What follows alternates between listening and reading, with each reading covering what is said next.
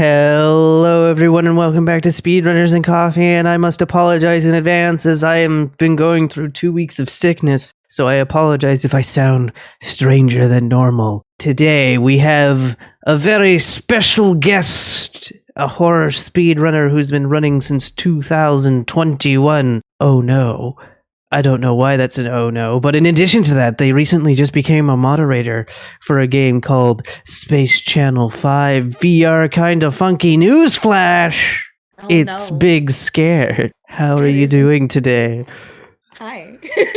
Doing well. Thank you. Let's not even pay attention to the fact that we've been laughing about cookies for 4 hours. Yes, beloved listener, the part that you're missing that never made it, Abby and I spent the last 4.5 hours laughing at Cookie Clicker of all games.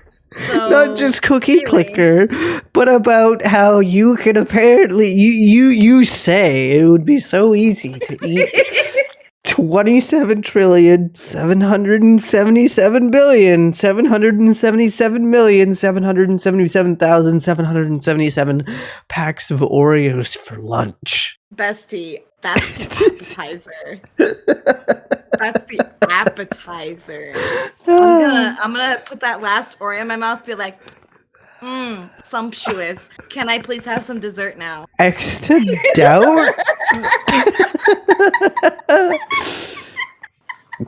So yeah, that's the tone of where we are at today. So what got you into speedrunning? Honestly, it was something that I always had a little bit of an interest in, but the thing that pushed me over the threshold was discovering a janky game that I absolutely adore. It's called Dead 2. And I realized very quickly that being good at that game didn't mean anything. In order to be fast at that game, you just had to be lucky. It's all RNG. So I buckled up.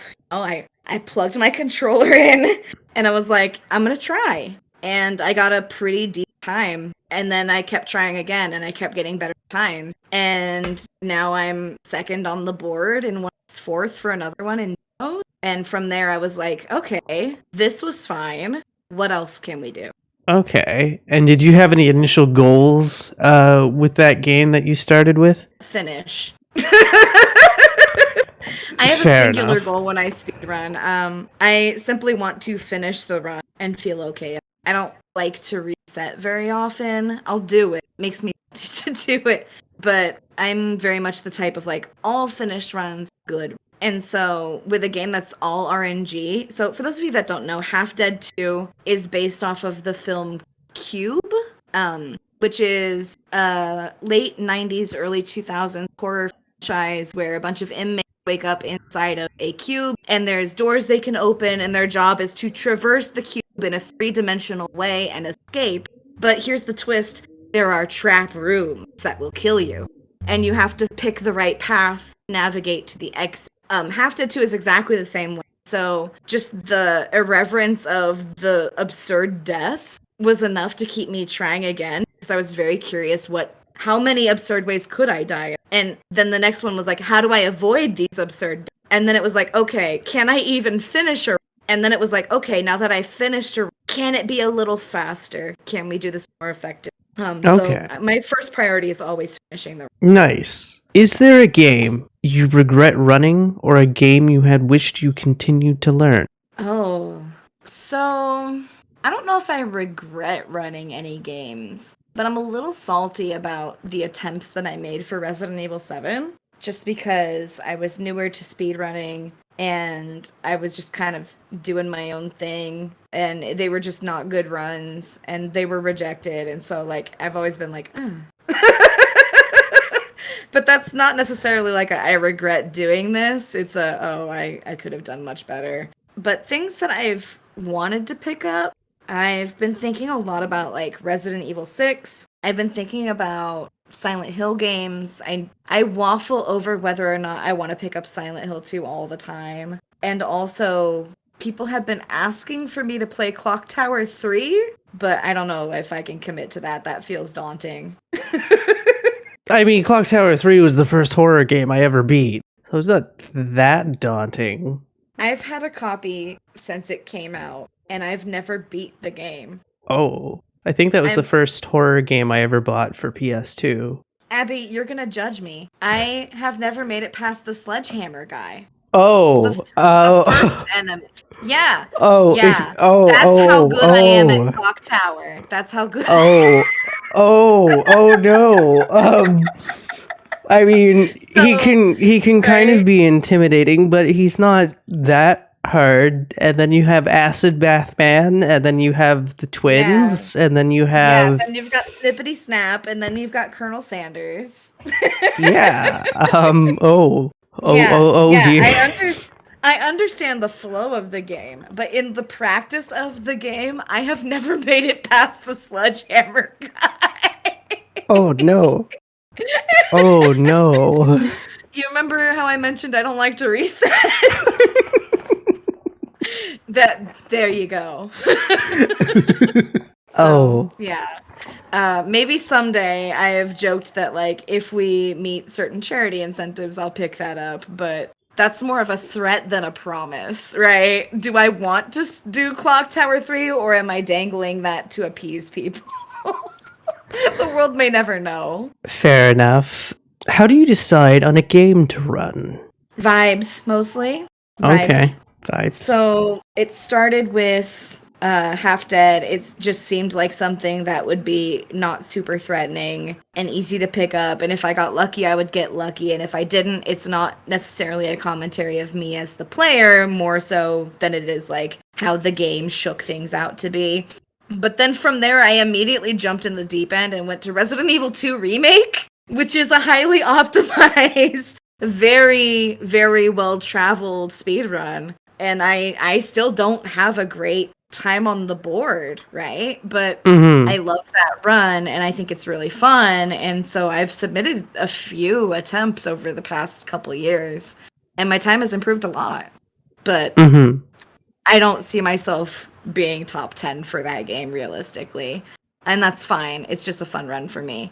But then, like, for example, I picked up The Chant recently, which was a game that I did not anticipate falling in love with. But then, as I was trophy hunting, I was like, this would be a pretty fun speed run.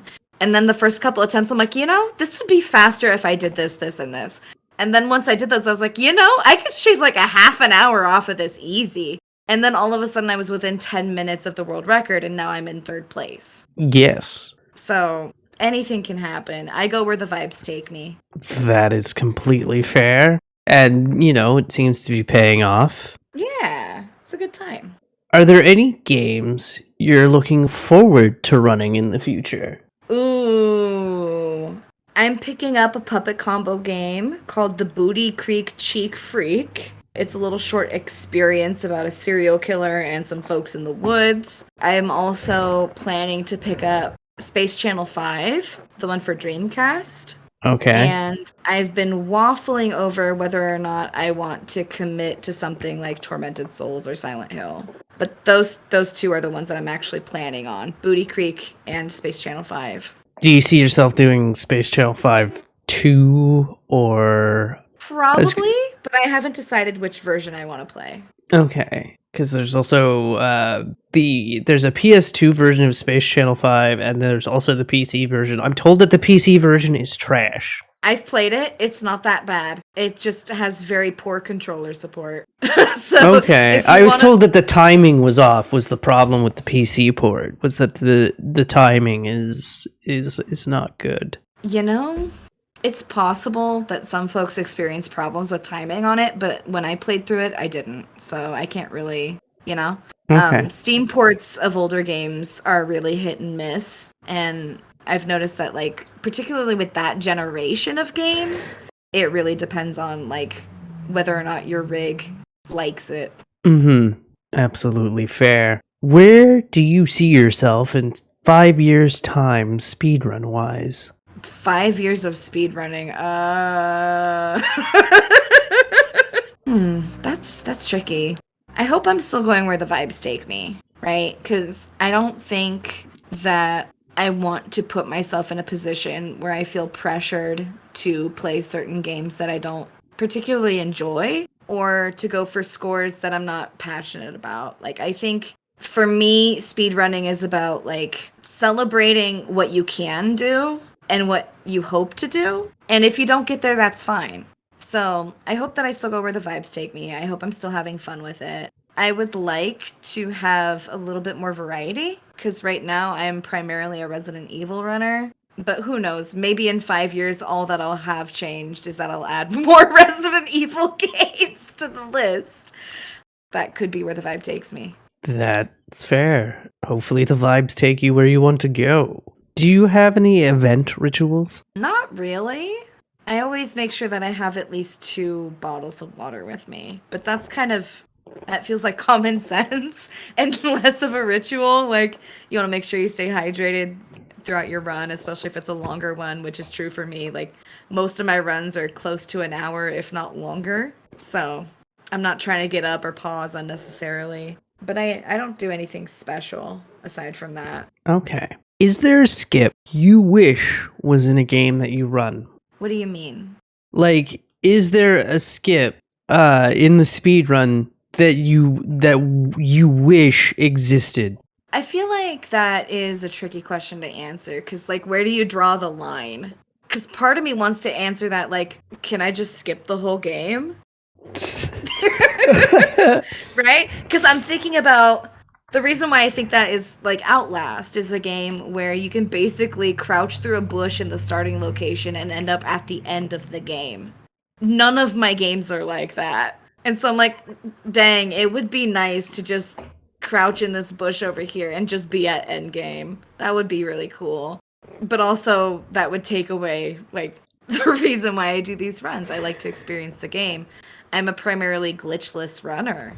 I don't know. Adding skips to my runs would put me in categories that I don't really run, right? Okay, that's fair. An example that someone previously mentioned was being able to skip cutscenes in their game because it takes 80 minutes out of the run if that was a thing. Yeah, I can imagine that those add up. Most of the games that I play have skippable cutscenes, but again, I'm going to bring up the chant here because it's fresh. There are moments where it's not like a cutscene, but there's like a dialogue interaction that you have to basically stand in a fixed position and wait for someone to ask you a question before you can move on. It would be nice to be able to still walk through those. There are ways to do it for at least one of the conversations, but it's not consistent throughout the whole game. And maybe that would be cool, but also I don't know how much that would even change the run. Okay, that's fair. Given that this is a show called Speedrunners and Coffee, what is your favorite coffee? Oh no. Oh no. I don't drink coffee. Sacre bleu. I'm a hot chocolate gamer. Okay. Well, what is your favorite hot chocolate? Yes. What is your go-to? Yes, I love it all. But I prefer mine with milk, roasted in a kettle, with actual chocolate, like the kind you melt, and not the powder. And then I'll put a little whipped cream on top. I'm fancy with it.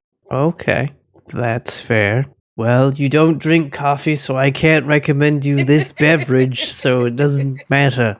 Tell me about it anyway. Okay, they're called Coke Coffees. I talk about them almost every episode. Coke, please sponsor me. # please sponsor. It's a can of Coke with coffee in it, basically.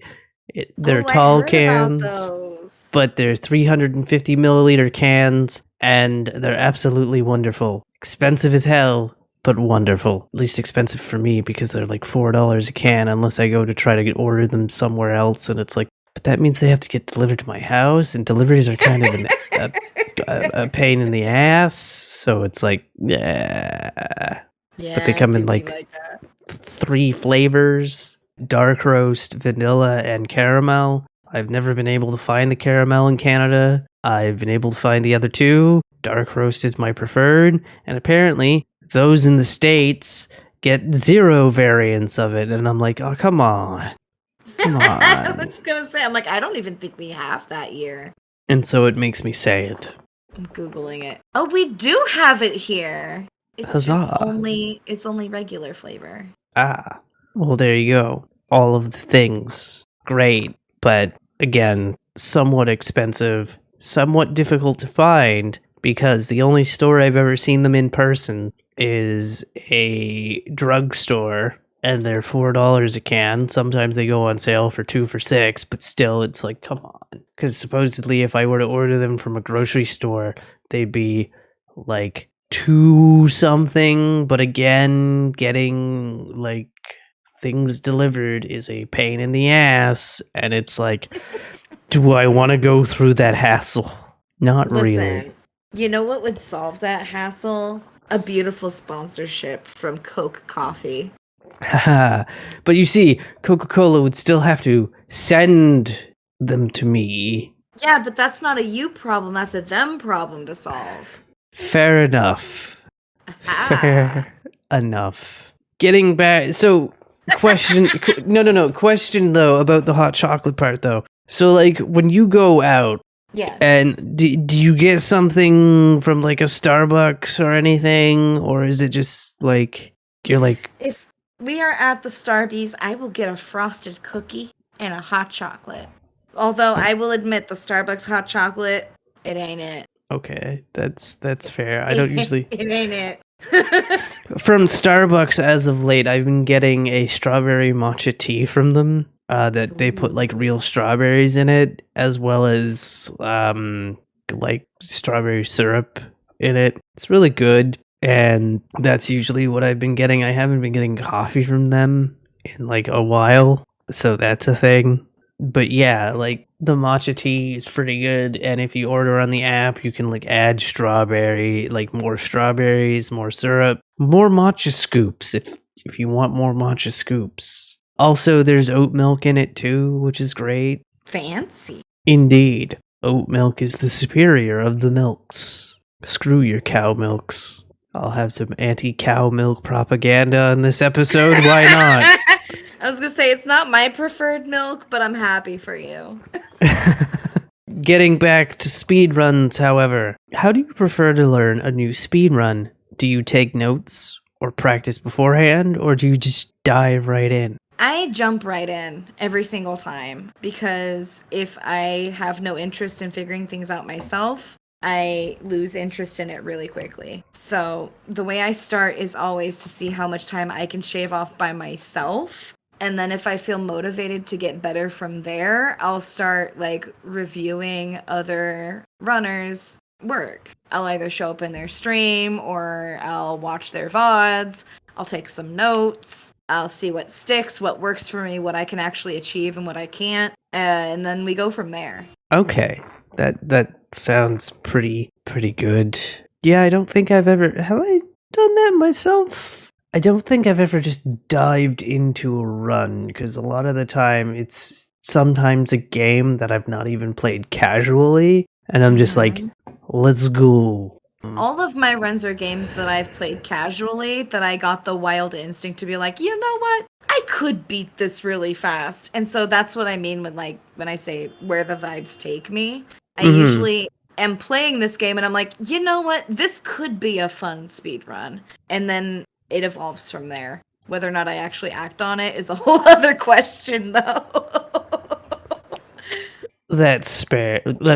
Fair. Speaking of games that you're playing casually, are there any games you are currently playing? Code Vein is one that I recently picked up. I would describe it as anime Souls. It's by Bandai Namco, and it is very much in that like Souls-like oeuvre. I was just about to say, oh, anime Souls. Yeah, it's anime Souls. I'm playing through Danganronpa 2, which is an anime murder mystery visual novel. As you can tell, I like anime, but I'm not exclusively, you know. I'm also playing through Cyberpunk 2077 a little bit. I've got to play out of Fallout New Vegas that I come back to when I need something cozy. Do you see yourself ever speedrunning it? No, not Fallout, no. Fallout is something that I love to just experience.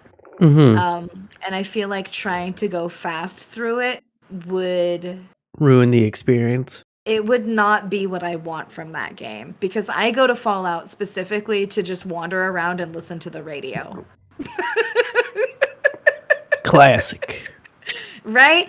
And I don't think you can even have the radio on in the speedrun because your VOD will get muted. Right? It's a DMCA nightmare to listen to the Fallout radio. So, like, you're going to take away the thing that I find the most fun.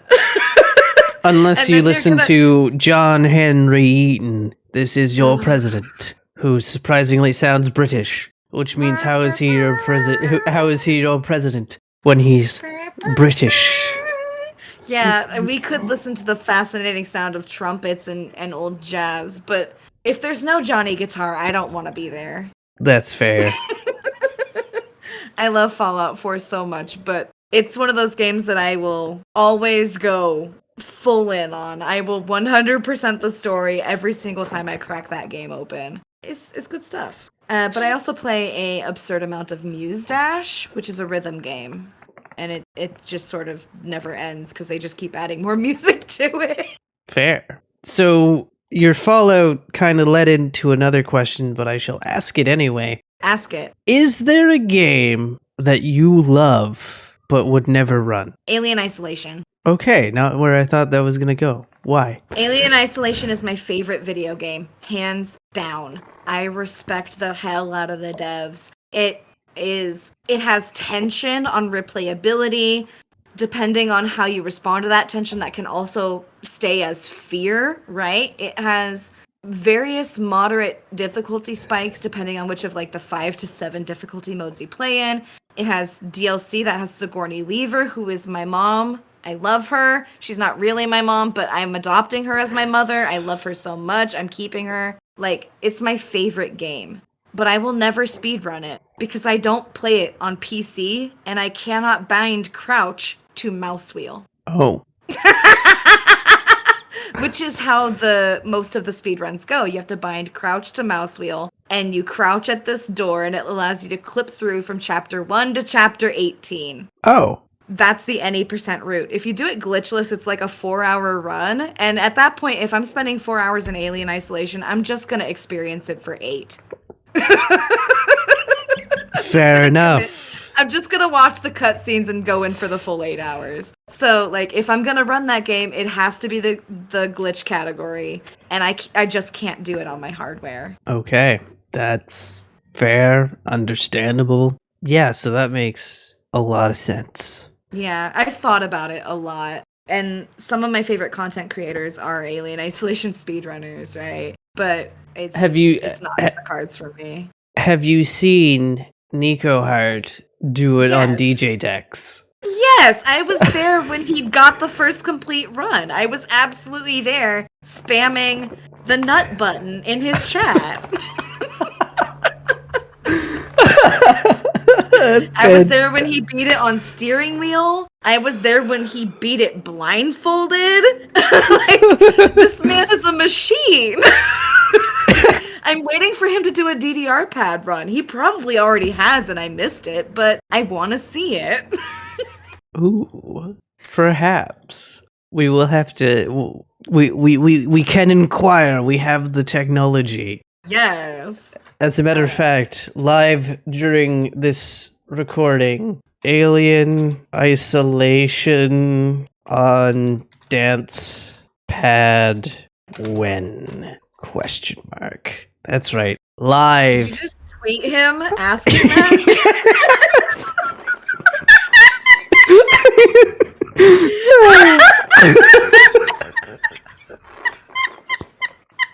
Oh my, you really did. You really tweeted at him.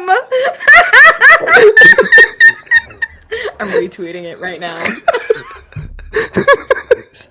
I said I was going to do it live. And I did. Thank you. Thank you for that. I mean, this isn't live. No one's going to hear this live, but during the recording just now, I just tweeted him Alien Isolation on a dance pad when. Yeah, if you go to Abby's Twitter in retrospect, assuming she hasn't deleted the tweet by then, or a myriad of things could happen that will make this disappear. But allegedly, the proof will be there. Oh my god, I'm getting a lot of... He replied. He says, soon I have a dance pad. Yo! Yes! We heard it here. Yes! There you go. Your dream is coming true. I'm so excited. I'm so excited. Yes. I am liking your tweet where you exclamation mark several times.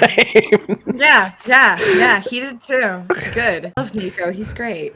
Yes.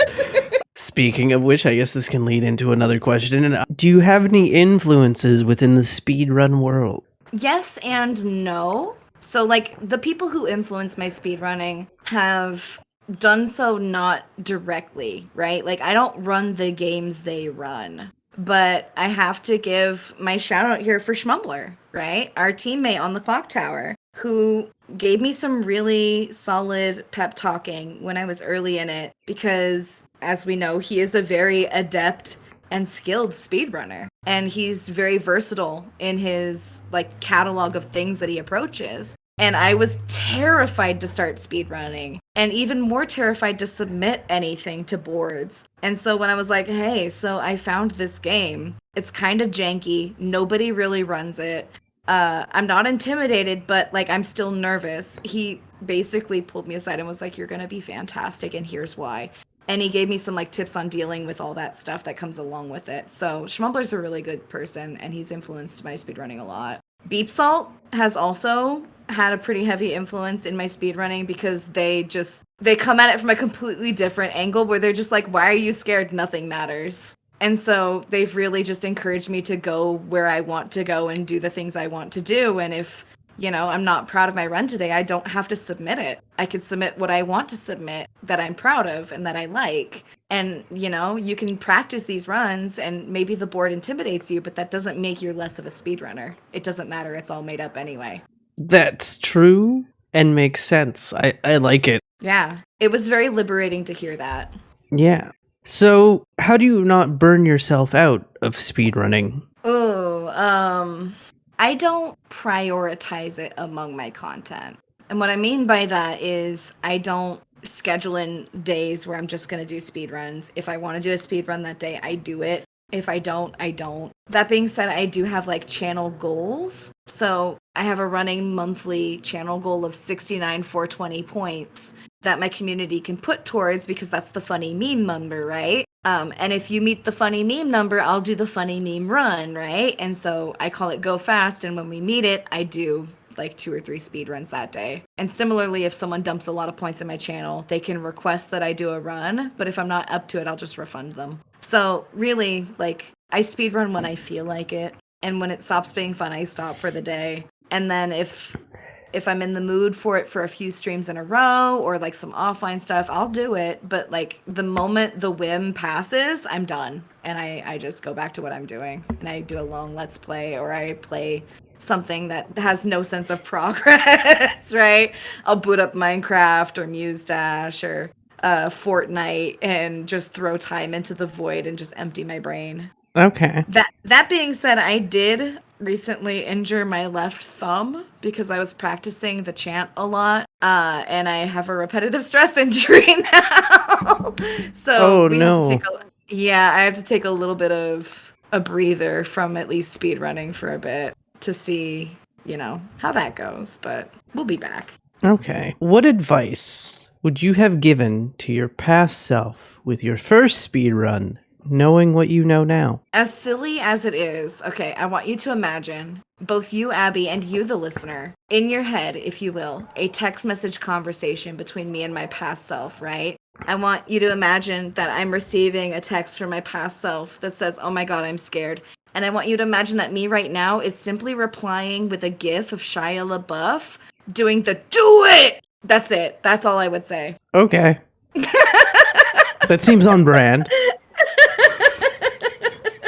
Just do it. Make your dreams come true. Yes, you can. What is your opinion on IGT versus RTA? I think they serve different purposes and have different values, but comparing them is pointless. Okay. Right?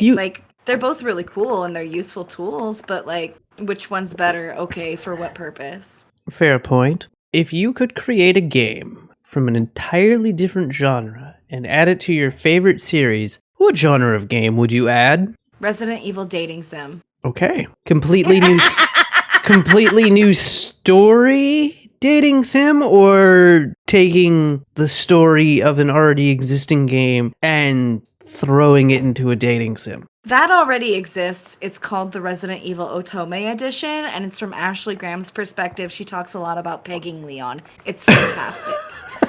I don't want to recreate that wheel. I would simply throw characters that perhaps you would not prioritize. I would throw characters like Rebecca and Billy and Carlos and Sheva and like, yeah, Chris can be there, but you're not smooching him. He's the narrator. And like, yeah, Jill's there, but she's not dateable. And so like I would have the most cursed side character dating sim where it's just all of them waiting back at the office while all the main characters are off doing the story stuff. And they're dating each other because they have nothing better to do. That's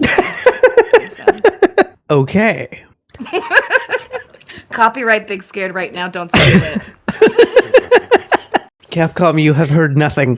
Capcom don't pay attention to me, and that's perfectly fine. They have a lot of things to pay attention to.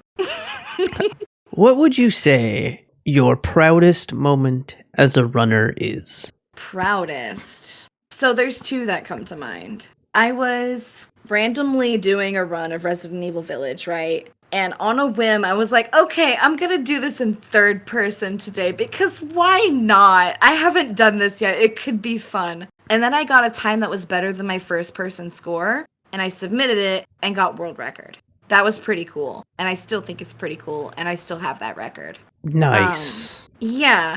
The qualifier here is I only have that record because nobody runs third person in the specific subcategory for my console. There are people who do it, but I have very, very limited competition, and that's fine. I'm still proud of it. The other one that I'm really proud of is my current PB in the chant, because I took it down from like 2 hours, 10 minutes or something like that. It was like either 2:10 or 2:07. It was well over the 2 hour mark. And now it's an hour 35 and some change. And most of that was on my own. I didn't have any notes until my 139 PB. And then I chatted with the world record holder, and he was basically like, why are you doing it this way? And I got some tips on how to make it better, and then I did. And now we're here. And so I'm really proud of the improvement I put into that game. Nice. And to contrast that question, what would you say your lowest point as a runner? Lowest moments? So I have been a runner. I'm mostly talking past tense because I will never return to this game. It has changed so much. But I have participated in speedruns. Some of them are still on my account for the game Devour, which is a multiplayer PvE collectathon survival horror. I'm not sure if you're familiar with it, but I had a couple runs for specific maps on the early build of the game, and they are just not good. They're just not good. They're chaos. Some of the people that I'm playing with, I don't even really talk to anymore, so like I couldn't progress that more if I wanted to necessarily.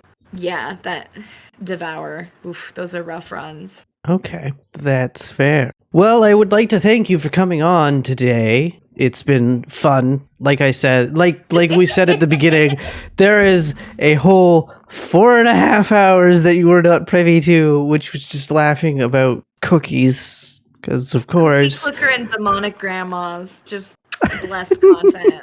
I feel like next time we should just come on here to talk about cookie clicker strategy.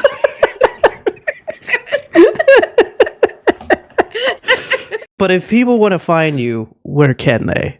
I am on most platforms as either Big Scared or I'm Big Scared.